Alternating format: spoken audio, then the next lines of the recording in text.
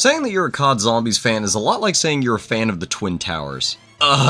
Before or after it all came crashing down? It's no secret at this point that the golden era of zombies has long since passed. Some people blame poor parenting. I ask, how could the parenting be poor? They were never around. Despite Papa Blundell leaving to go buy milk, starting his own milk store, and closing down his milk store, I still peek my head in the kitchen from time to time to see what the devs cook up for zombies next. Although I can usually smell how terrible it is from the next room over. I guess with all that's surrounding zombies today, it's got me thinking about the past, and I came to a shocking realization. Stuff sucked back then too!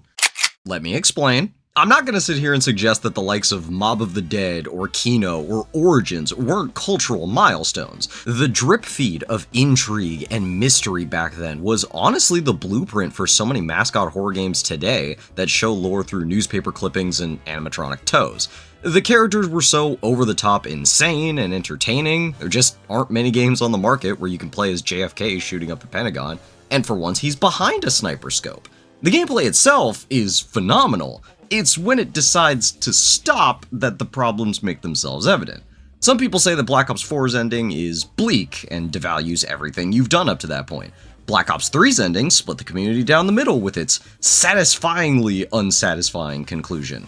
Question mark. But what if I told you that pretty much all of the endings to zombies kinda suck? If you'll indulge me in a nostalgia trip, I want to go back to each ending in the Treyarch line of zombies games and talk about how each ending was disappointing in one way or another. Trust me, I could go on about the non-Treyarch zombie endings, but I'd like to focus on one tragedy at a time. Oh gosh, speaking of tragedy, I'm really sorry I opened this segment with a punchline about 9/11 right out of the gate. I understand, the first time you hear a 9/11 joke, it's probably really shocking. And then the second one hits. Starting with Black Ops 1, No, baby, I didn't forget about you. It's just... No, it's just... You don't have an ending, okay? You just don't have it... Wait, actually... My argument still stands. Black Ops 1 was Treyarch's first real go-around at zombies. As I'm sure most of you know, Zombies in World at War was a project developers hid from their higher-ups because... well, they were having fun, something most studios frown upon.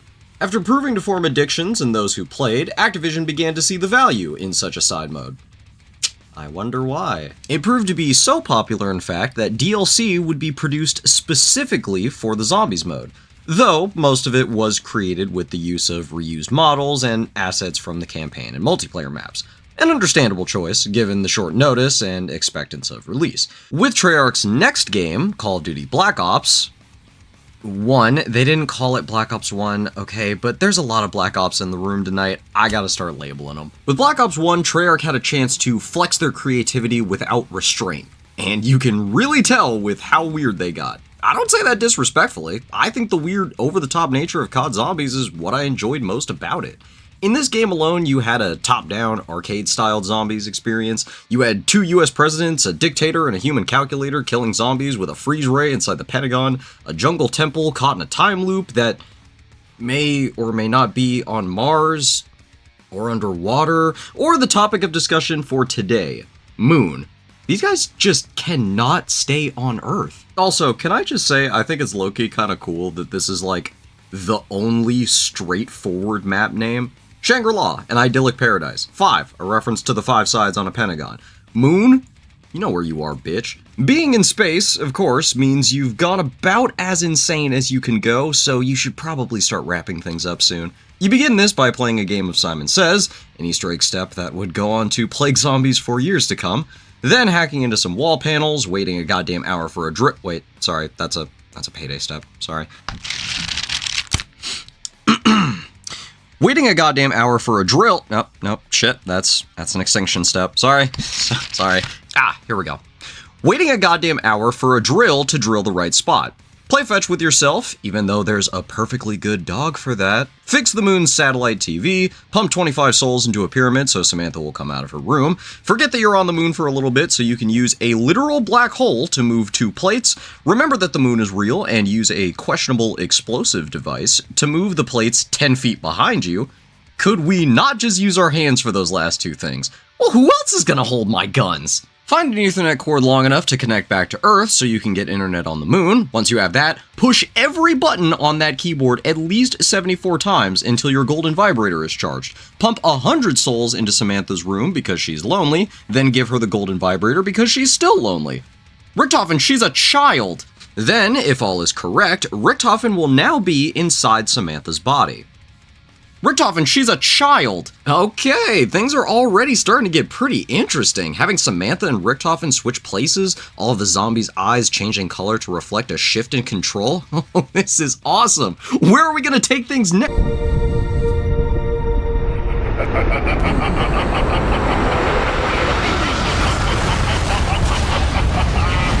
Oh.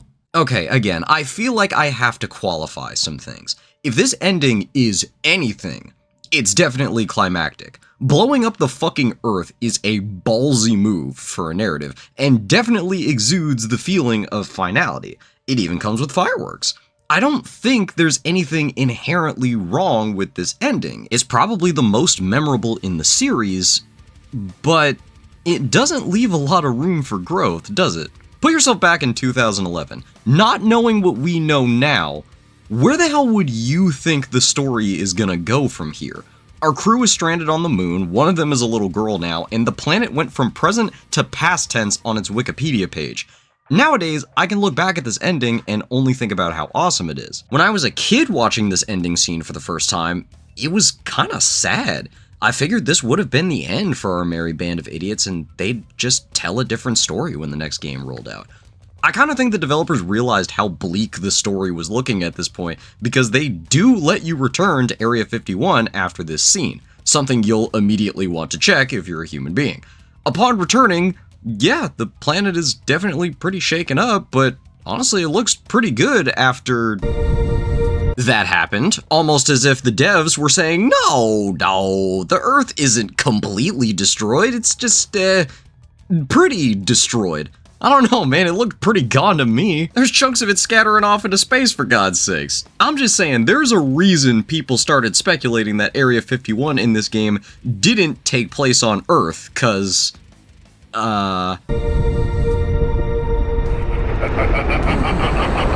Now, of course, we know things didn't end there, because Black Ops 2 would release a year later, with a whole new crew. Pfft, yeah, okay, what planet did they choose this time? What are they, Neptunians or something? Am I just being overdramatic when I see something like this? Do I just not understand what nuclear warheads do? Well, hey, at least this time the Earth actually looks pretty damn apocalyptic, besides red skies and a few flames on the ground. The literal core of the Earth is spilling out onto the streets of Washington right now. There's a thick haze that stains the air around you. This is a planet that's been through some nuking. Our new crew consists of a misogynistic conspiracy theorist who has a connection to Richtofen through the flesh of the zombies he consumes, an old man that once worked for one of the many government-funded research groups that basically just made Resident Evil bioweapons, a guy, and a girl. That sounds unfair, but look, we don't know anything about Marlton besides his crush on Misty, and that he's a coward that broke into a fallout shelter in Nuketown. And all we know about Misty is that she's a farm girl whose dad died. I'd argue that both of their characters kinda don't exist without the other in a weird symbiotic way. I like Misty, but like all of her dialogue is just, I'm not like other girls, I shoot guns. What do you mean you're a knife-fighting champion? I refuse to believe there are knife-fighting competitions. Oh shit. Damn, I take it back, she's the best character. When it came to the story in Black Ops 2, you actually had a choice in where the narrative would go, deciding which German scientist you wanted to have take over the planet, Richtofen or Maxis. How do you make that decision? Well, in transit, you either fix this radio tower with orange or with purple, and in Die Rise, fix this radio tower with orange or blue. Don't tell me, let me guess. Choose your favorite form of execution, decipher a code that would make the Zodiac Killer blush, and participate in a cardboard cutout shootout. Aww, no orange and blue?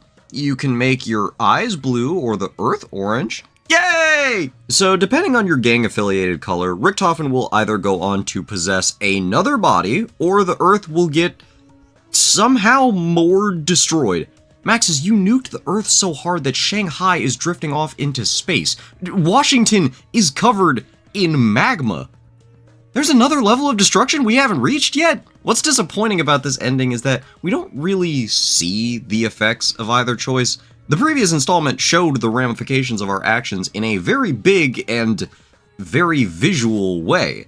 Victus's ending just has either crazy Germans say that they've gained full control of the ether with very little else. Maxis says the Earth and its people aren't going to survive, but we don't really see him do anything besides turn on some mood lighting. Richthofen's is even more disappointing in my eyes. When Samantha and Richthofen swapped bodies on Moon, she had 23 whole minutes worth of voice lines. She was basically the 5th playable character. Here, Stuhlinger's eyes just turn blue.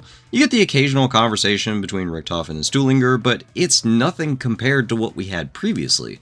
Because of these issues and the relatively little time we spent with Victus, I think it just left this ending feeling hollow to me. Maybe it wasn't helped by the fact that there were multiple endings. Since attention had to be split to create both, neither one felt like it fully realized its potential. It's a good thing we can forget all about that and look at the other ending in Black Ops 2. This time with... Hey, don't I know you guys? No, it can't be. The guys I know, they moved to the moon, and the German fellow was way more homoerotic. Excuse me, is there something in my throat? Sorry, more things in my throat. It's a big throat. Well, now I'm even more confused. In terms of the story, not with my sexuality. I know what my colors are. I have very personal beef with this map, simply due to it being my first experience with gaslighting. I don't even mean the characters, but don't you worry, we'll talk about that too. Now sure, today this map is seen as one of the greats, up there with Mob of the Dead. In some regards, this was the precursor to what many would call the golden era of zombies. It set a precedent for progression and objectives in all maps that would follow it, as well as opening the door to telling more serious stories. However, a narrative can only stand the test of time if it sticks the landing, and I'm gonna go and say it, Origins may have the worst ending in all of COD Zombies. For the last two endings, I've made it a point to view them through the lens of someone witnessing these endings back when they first came out. Knowing what we know now, this ending is negligible. I wouldn't necessarily say unimportant, but its significance doesn't come from the scene itself, it comes from what would be explained and expanded upon later. And let's just stop dancing around it now. This ending is adjacent to "It was all a dream." If you know me personally, you know that dream endings or illusion endings or imagination endings are something that makes my blood boil. I think it's incredibly lazy and inconsiderate of the consumer's time, and the only time that it's been done well, in my opinion, is Over the Garden Wall. Over the Garden Wall has many hints and implications towards the characters drowning. I'm pretty sure every episode has some kind of drowning symbolism, actually. The unknown is very dreamlike, confusing, and surreal. Even for a cartoon, something feels off, and that feeling is magnified when you see Greg and Wirt flash back to their home.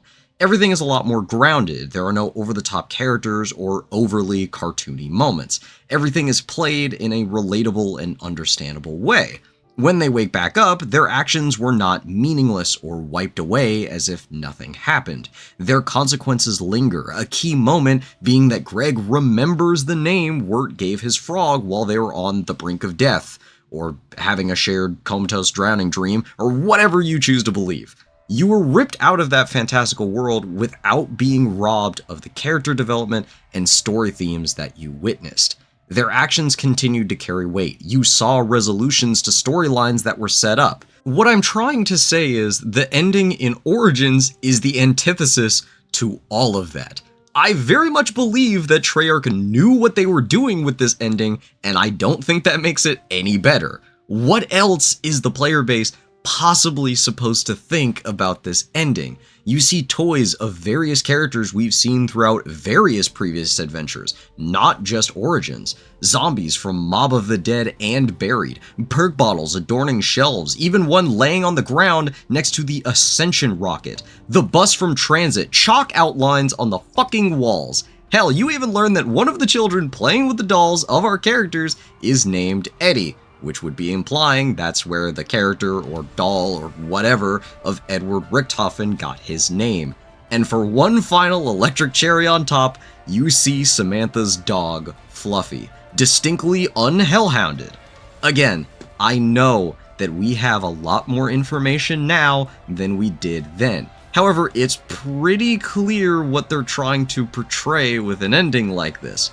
None of what we went through in these past few games was real. It was just the product of a child's imagination. And rightfully, people were pretty disappointed and angry when they saw this. And then a shift happened in our reality, I swear to God, because everyone loves this map now and nobody seems to talk about how they used to hate it.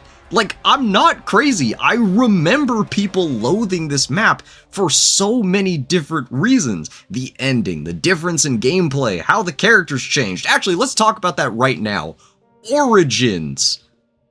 Fuck you. At this point, multiverses and parallel dimensions were not an established part of the CoD Zombies story, so you can understand how excited a little boy obsessed with CoD Zombies might be when he hears Origins. We're actually going to get a proper backstory to all of these characters? How fucking cool is that? Sure, they look a little different.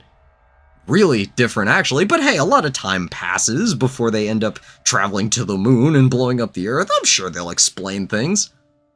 Actually, I'd prefer if they didn't.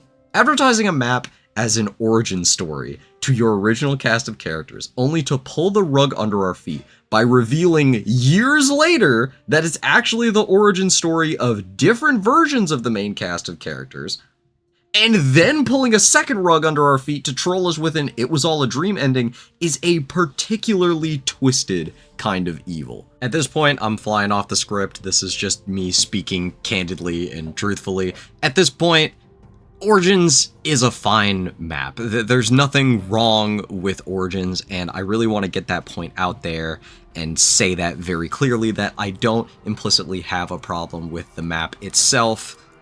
Now, back then, I don't know if I could say that. I was very upset at Origins and the ending that it gave. Nowadays, yeah, this map is one of the greatest, and it should be treated as one of those. I like Origins more than Dreisendrach, and if you want another hot take from me, I kind of don't even really like Dreisendrach that much.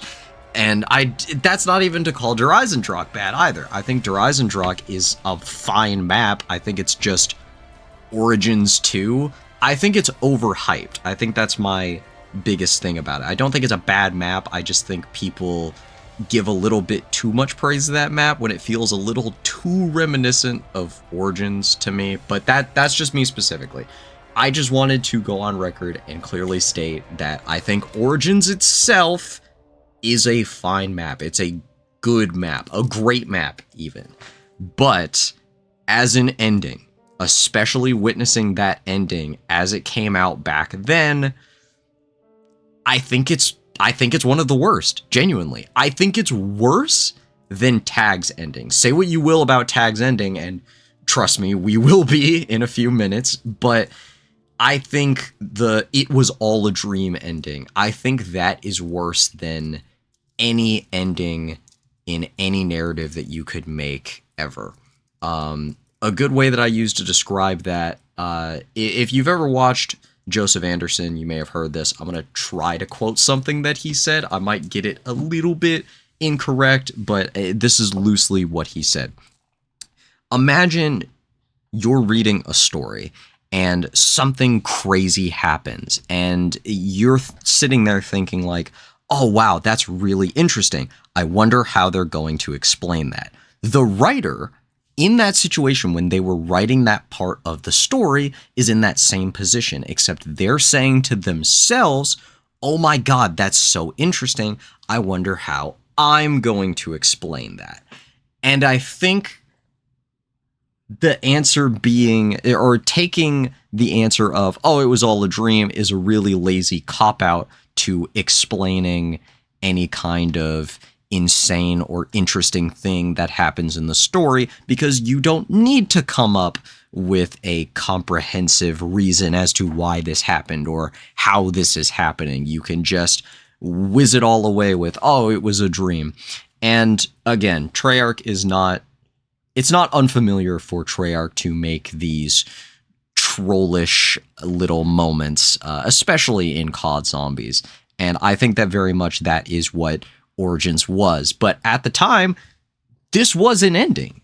This was all that we were given. And so I think it's just really fucked up that they would do something like that only for, years later than they actually flesh it out. And it's like, oh no, it wasn't all a dream, and it never gets explained either. That's the thing, right? Is because we do see that Samantha and Eddie are in the house, or vessels for Samantha and Eddie's souls, whatever. It's a whole thing. They never explain why they have exact dolls of everything that we went through. They just kind of push past that, and they never really explain it. Because of the ending Origins gave us, I kind of lost all interest for COD Zombies by the time Black Ops 3 rolled around. I wasn't even sure I was gonna get back into it. I mean, what's the point, right? None of it was real. I saw Jeff Goldblum turn into a Cthulhu monster, and it kind of sparked my interest. New crew set in a different time period. Okay, could be worth it. I'm so sorry. I really don't have time to explain. I have a universe to set right. Thank you, and goodbye. God damn it, not you again! Get out of here! None of your story mattered. Why should I care what you do? I'll take 2 copies, that's not even a joke. I bought the PS3 and PS4 version of this game. God hates quitters, but she might just hate people who owned the PS3 port of Black Ops 3 a little bit more. This cutscene set the precedent that we would be following in Kylo Ren's footsteps and kill the past. It sounds disrespectful at first, giving the new versions of your characters the task of killing the originals, but I actually think it was one of the most creatively deceptive ways of getting me to warm up to premise. The only reason I was playing through Black Ops 3 was for Ultimus. It was the cast that I grew up on. It was the cast I had the most emotional attachment to. I didn't give a shit about premise. And why should I? They made me think none of that emotional weight mattered. They're too serious. I like my zombie killers goofy. And then you get to see those scenes with Ultimus. And little by little, my childish stubbornness was stripped away. I allowed myself to care about these characters just a little bit more. I can recite every single one of these death scenes, each somehow getting more tragic than the last.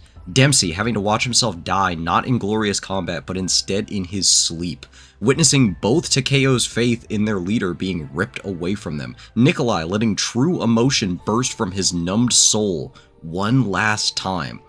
How is all of this gonna end? Well, I think a lot of what Black Ops 3 is about is bittersweetness. There are no happy endings, more like somber, content conclusions. And yeah, I'd say that the ending carries that same emotion.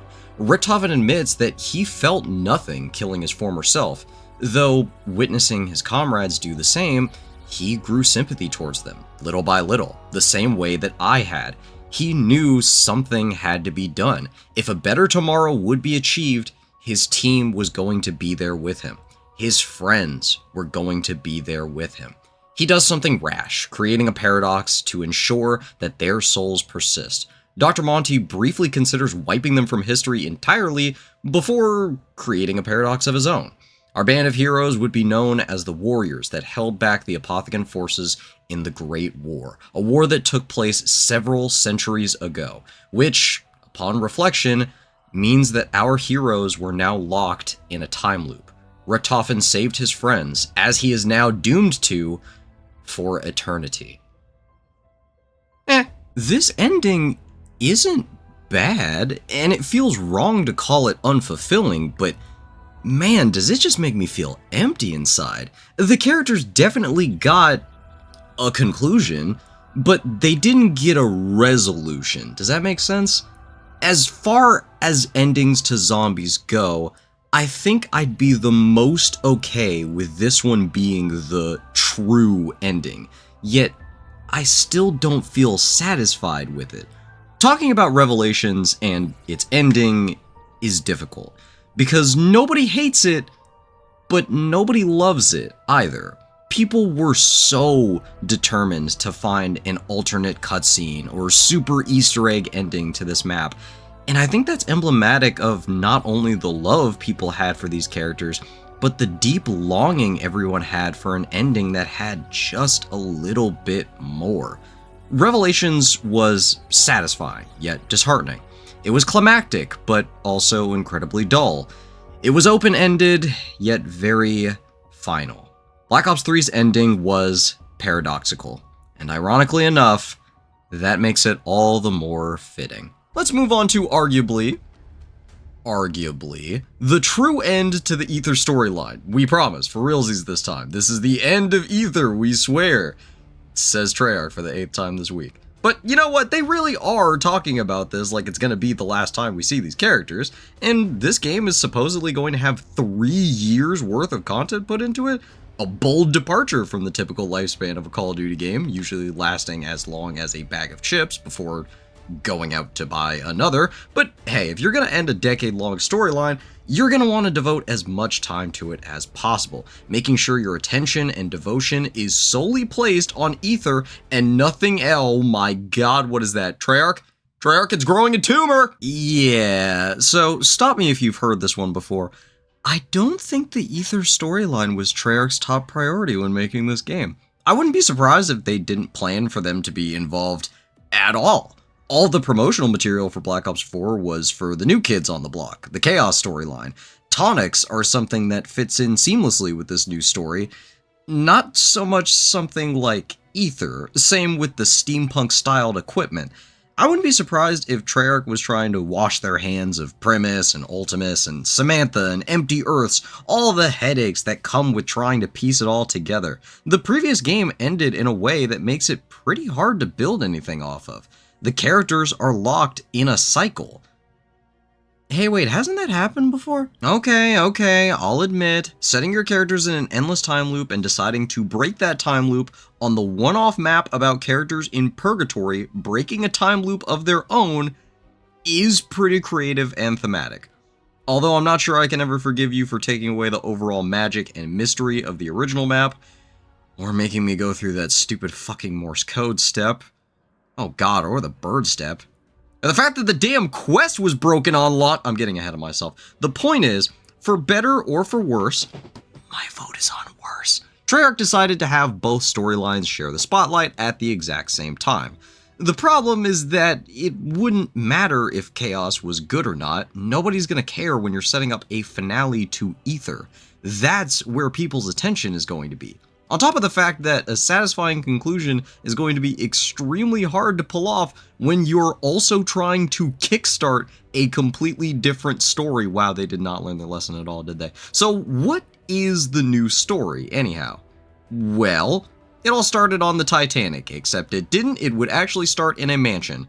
Why was the beginning of the story DLC? A group known as the Order, led by the High Priest of Chaos... Wait, I'm sorry. The High Priest of Chaos leads a group known as the Order. Don't worry, it'll somehow get dumber when we get to Medusa. The group's goal is to force humanity into evolving using something called a Sentinel artifact. And by evolve, I mean turn them into soda machines and boxes that dispense weapons. Oh, and if you're lucky, a werewolf, I guess. Or, if you're really lucky, a shadow werewolf. I lied, it gets dumber before we get to Medusa. Anyway, a guy named Alistair Rhodes gets kidnapped by the Order, and they try to turn him into a horror movie monster too, but he says nuh-uh. So a cowboy, a fortune teller, a war vet that sounds like Barney, and Alistair Rhodes' butler have to band together to kill... the shadow werewolf. Except, uh-oh, the butler was behind it all along. Yes, the butler did it, haha. Then Alistair's daughter comes back home past curfew and shoots Pennyworth through the heart. And tries to interrogate him afterwards because she's the smartest one in the room by process of execution. She realizes her dad's been kidnapped and decides to call his old adventuring buddies to come save him. A slut, a crack addict, and the only Frenchman with courage. Then the adventure begins on the Titanic. The crew shoots planets out of the sky, or I guess into the sky. A Kraken shows up that they kill. Just kidding, it's actually that floating eyeball enemy from Mario 64. The group then goes off to do drugs in a cave, which causes them to have an epiphany in finding the lost city of Delphi, a place that houses, no joke, a Pegasus, the literal whole-ass underworld, and fucking Medusa. How does this all end? Well, Alistair Rhodes gets Medusa'd off screen, Frenchman kills Crackhead, except not really, gay rights, homophobe, roll credits.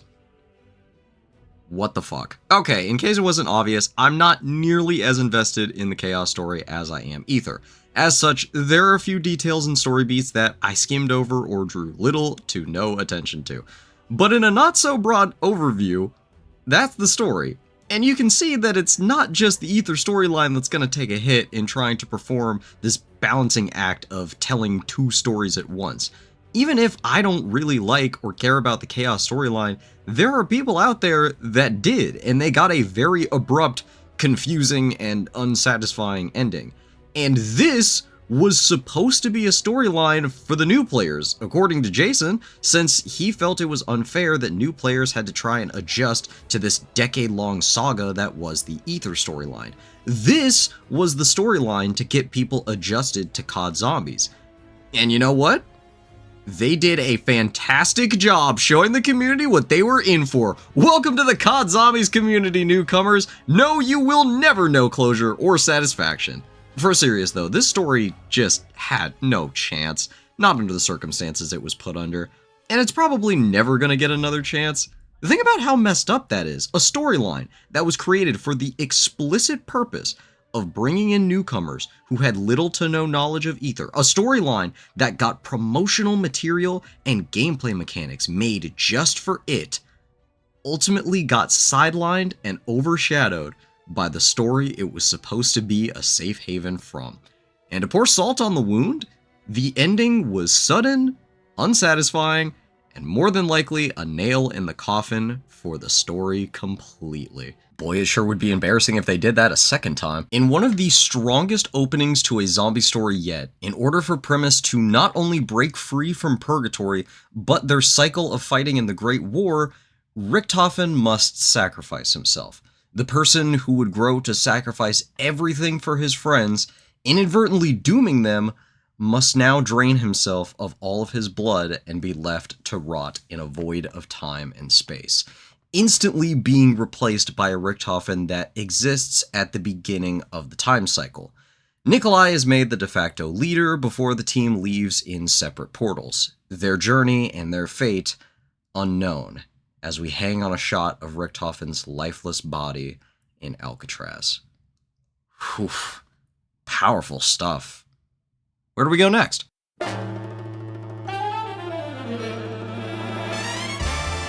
Well.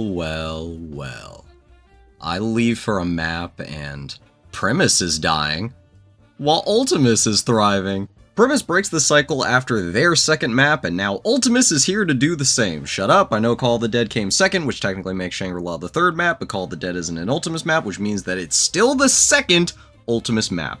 And they did it on a remastered version of a map, just like Primus. 2 remasters in a row, that's a lot. Any more and it might be gratuitous. Well, anyway, after surviving to round 250... I'm going to... And there goes the game. After surviving to 150... Oh my gosh! Where is it? Where's the controller? Where's the... It's broke one. After running the game on a setting the developers put in as a joke, breaking the game to only spawn hellhounds and making sure you don't push any buttons too hard so the game doesn't get scared, you get to see a hidden cutscene with the worst audio mixing ever. And, okay, so the whole separate portal thing, that wasn't to signify that the crew was splitting up to accomplish different things. They were all headed to the same place, after all. Good thing Great War Richthofen found a change of clothes in that portal. I'm being negative. Primus and Ultimus together? Without one of them putting a bullet in the other? This is what fan fictions and little kids' dreams are made of. We really are bringing everything to an end. Okay, well, where are we headed next? A Nuketown Zombies remaster. Okay, Treyarch, I know we've asked for a lot of remasters over the years, but I was kinda hoping we'd space them out a bit. And don't think I didn't notice that blackout you left smeared all over it. If only I knew what I was wishing for all those years ago. Oh, great monkey's paw, I so wish for Nuketown Zombies to be real. What? Why did you curl twice? So you remember Peter McCain, that hanging guy in Shinonuma? He's a mannequin now. As a matter of fact, those mannequins are actually robot soldiers, and you need to use one to scare the shit out of Marlton. You also need to electrically transmit a soul inside of one of 4 TVs, take a crawler out for a walk, and make a zombie tear down some posters. Okay, look, I know bitching about zombies' Easter eggs being random and nonsensical is like complaining that birds fly too much. Like, that's just how they are.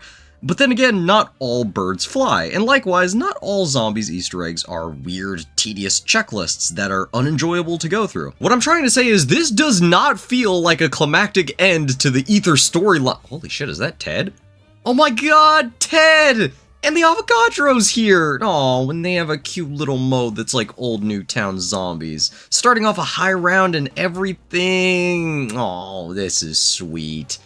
Okay, maybe I'm just being mean again. Let's just keep going over the story. We get an elemental shard, Dr. Monty catches on to us trying to break the cycle he locked us into, and in retribution kills Maxis seconds after he's able to teleport Samantha and little Eddie to safety. Wait, how did she get blood on her? They locked the door before he got...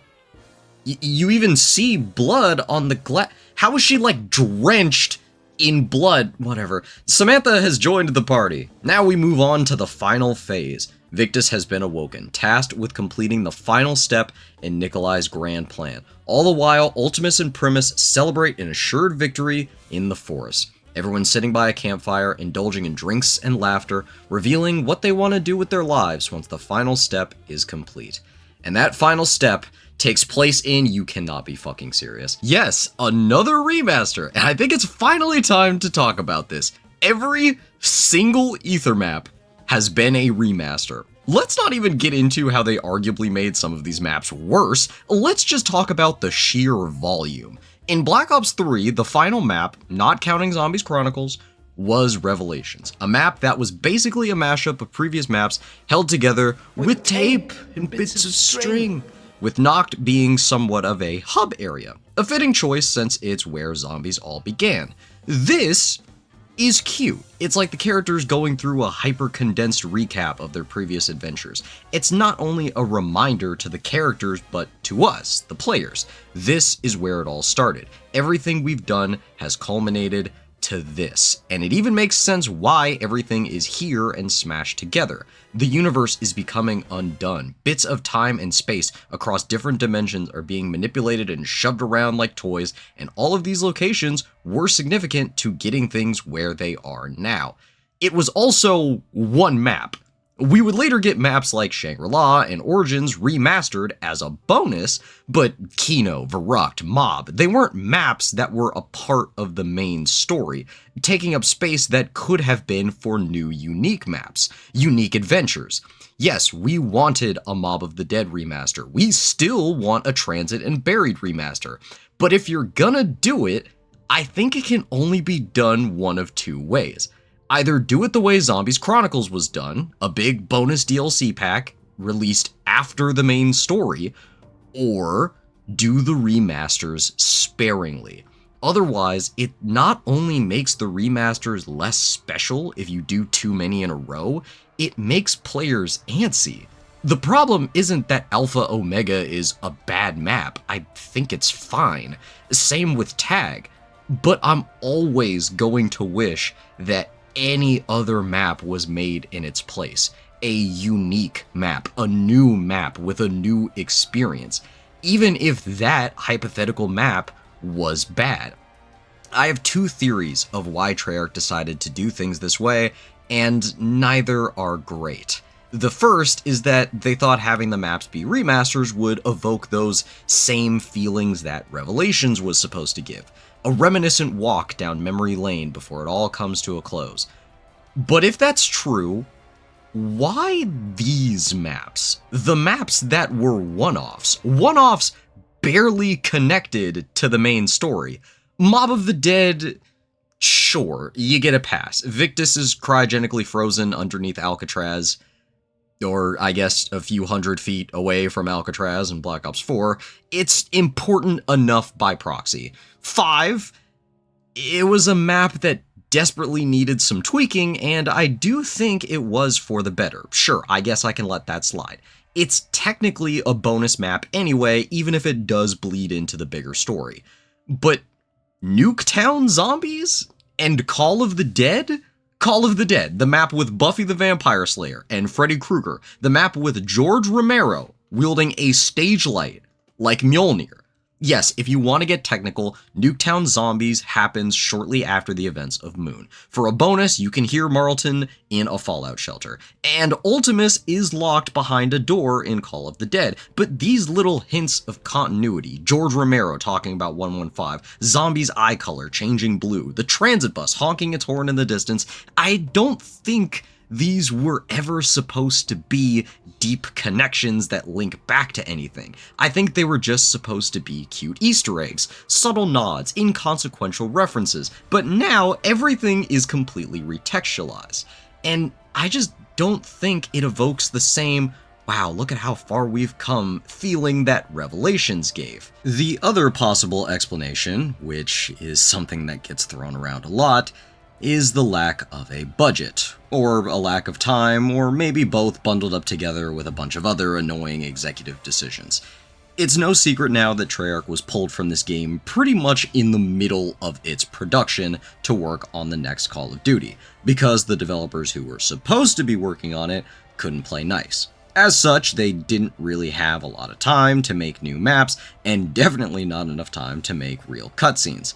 But you know what they did have? Nuketown assets that they made for their Battle Royale game mode, and it's already tattered and destroyed like a Zombies map is.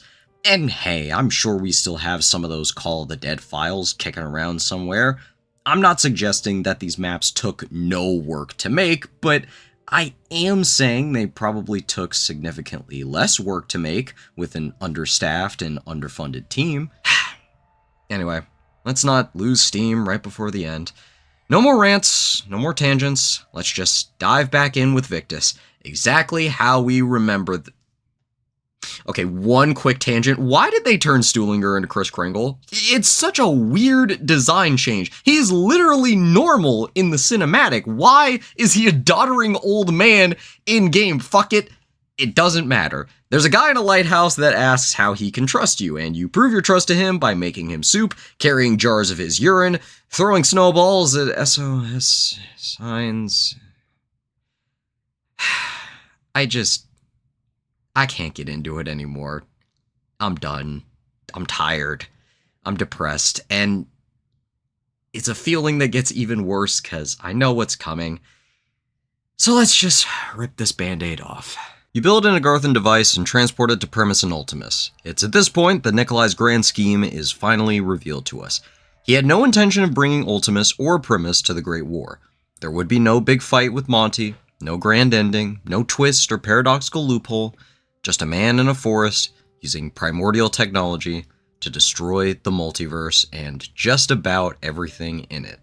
And yes, I said man singular, as it's revealed that Primus Nikolai poisoned his comrades with the drinks he served, not wanting them to witness the fate that awaited them.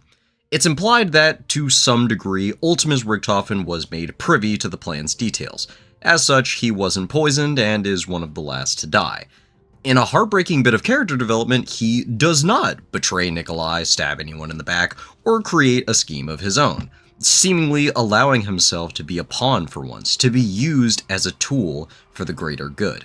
It's heartbreaking because it's what we expect from the character. It's what we hope for, to give us something to hang on to at the end of it all.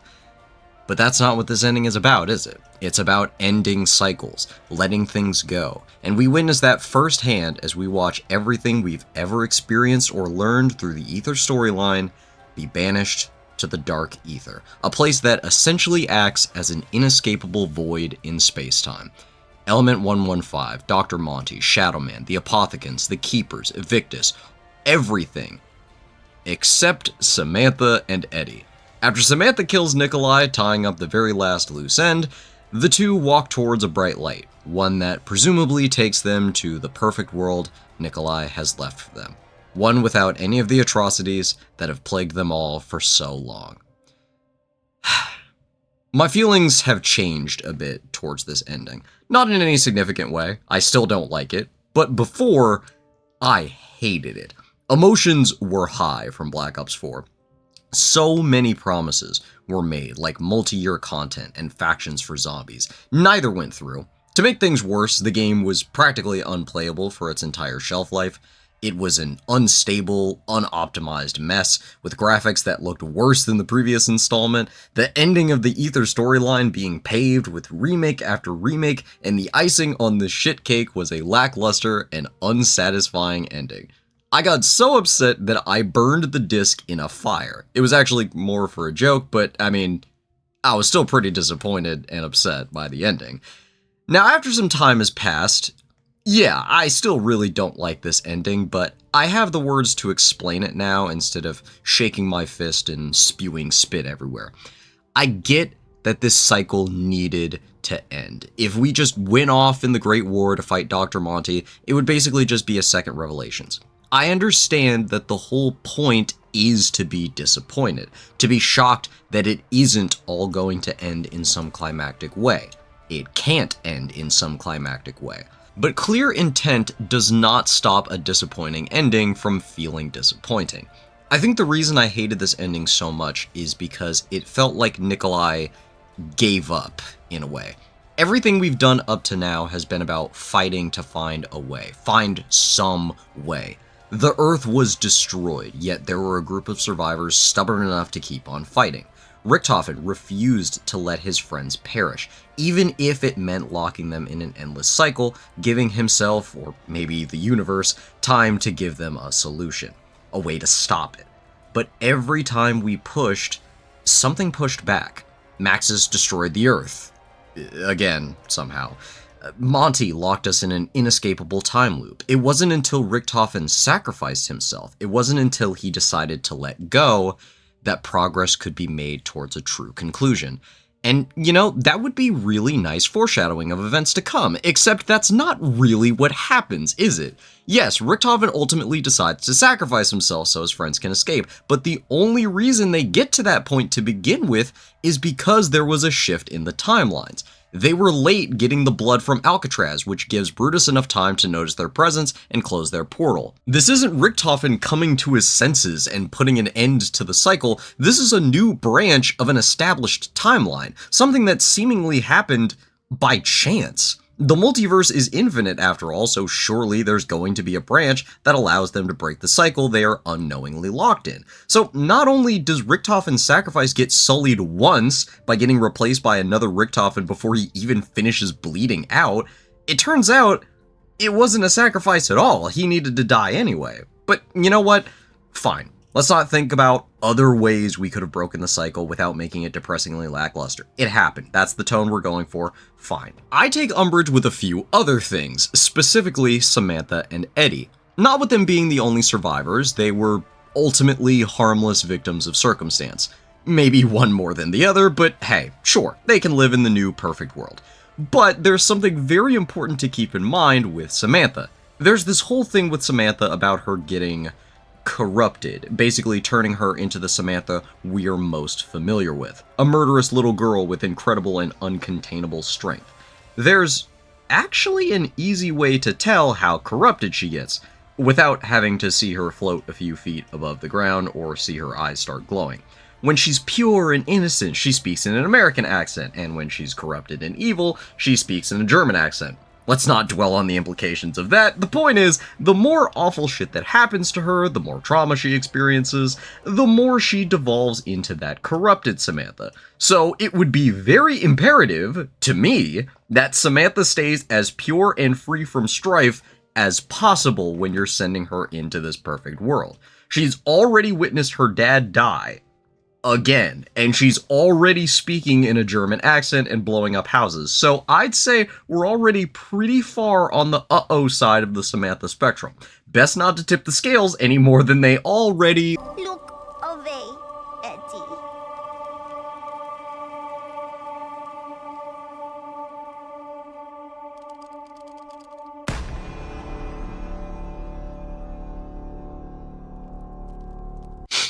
Okay, so Nikolai, realizing that these children are the last remnants of this reality, had the already severely traumatized child fucking execute him in a forest a few feet away from the rotting, foaming corpses of his friends and alternate reality self.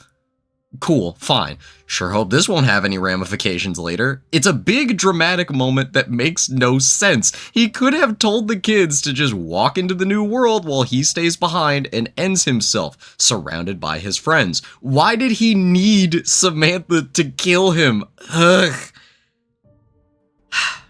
I feel sorry for Tag and Treyarch as a whole. There was no winning here. We asked for an ending that didn't involve a cycle. We got one, and we hated it. They subverted our expectations by not having us fight in the Great War, and we hated it. They either make a sequel to Revelations that runs the risk of feeling too reminiscent of the previous ending, or they try something new that almost assuredly will have the community up in arms with how lame it is. I still don't like this ending, but I feel like I understand it a lot more than I did back then.